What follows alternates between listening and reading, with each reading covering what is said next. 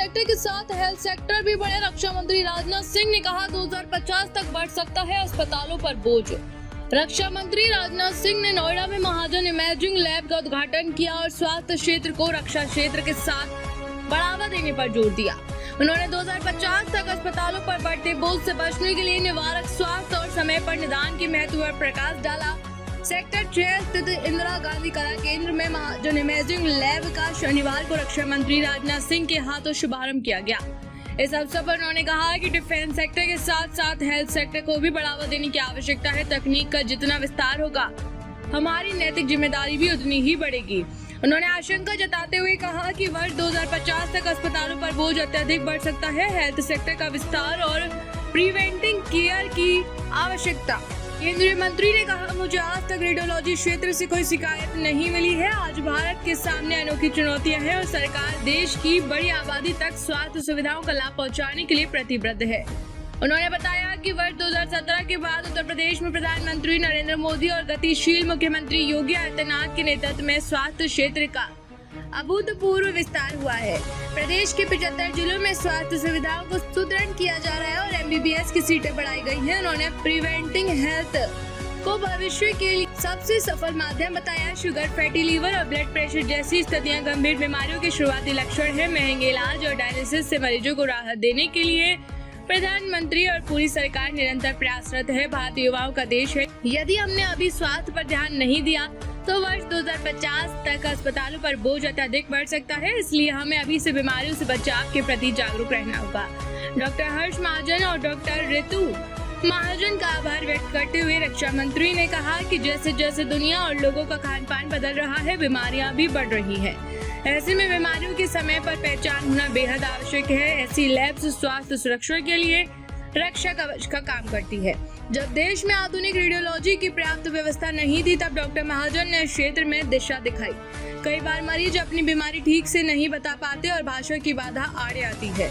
ऐसी स्थिति में सटीक और तत्वरत डायग्नोसिस के लिए ये लैब्स बेहद महत्वपूर्ण भूमिका निभाती। उन्होंने आगे कहा कि चैट GPT जैसी AI टूल्स का उपयोग अच्छा है, लेकिन यह एक चुनौती भी पेश करता है। अक्सर इंटरनेट पर किसी सामान्य दर्द के बारे में पूछने पर वह स्थिति को अत्यधिक गंभीर बता देता है, जिससे मरीज घबरा जाते हैं। आज मेडिकल टेक्नोलॉजी ने बहुत प्रगति कर ली है, मगर इंसान के मन और भावनाओं को समझाने के लिए अब तक कोई मशीन नहीं बनी है। मशीनें केवल शारीरिक जांच और इलाज कर सकती हैं, लेकिन एक डॉक्टर ही मरीज के मन और उसकी वास्तविक स्थिति को संवेदनशीलता से समझ सकता है। मैं मानता हूं कि यह कार्यक्रम मुझे एक अवसर देता है जहां प्रदेश और देश की हेल्थ केयर इंफ्रास्ट्रक्चर और डायग्नोस्टिक इनोवेशन और पेशेंट सेंट्रिक मेडिसिन के भविष्य पर कुछ बातें कर सकते हैं। वैसे कुछ बातें डॉक्टर महाजन ने भी रखी हैं। और साथियों, इस अवसर को केवल एक नई बिल्डिंग या एक नई लैब के ओपनिंग के रूप में नहीं देखा जाना चाहिए। इसे हेल्थ सिक्योरिटी को इंश्योर करने के एक जरूरी कंपोनेंट के रूप में देखना चाहिए, क्योंकि जैसे जैसे दुनिया बदल रही है और वैसे वैसे लोगों का खान पान और रहन सहन भी तेजी के साथ बदलता जा रहा है और ये बदलाव कई बार बीमारियों को भी जन्म देता है। इस सच्चाई को भी हमको स्वीकार करना पड़ेगा।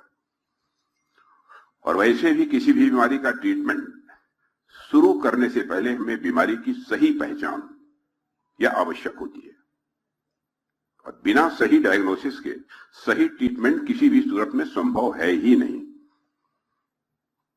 अर्ली डिटेक्शन के बिना कई बीमारियां समय के साथ कॉम्प्लेक्स और बहुत ही डेंजरस भी होती हैं और ऐसे में डायग्नोस्टिक सेंटर हेल्थ केयर की पहली लाइन ऑफ डिफेंस के रूप में सामने आते हैं। डिफेंस इस वर्ड का प्रयोग मैं इसलिए कर रहा हूं कि मैं स्वयं डिफेंस मिनिस्टर हूं और आज शुरू हो रहा यह सेंटर भी इसी प्रकार बीमारियों का अर्ली डिटेक्शन करके हमें समय पर एक्शन लेने में मदद करेगा।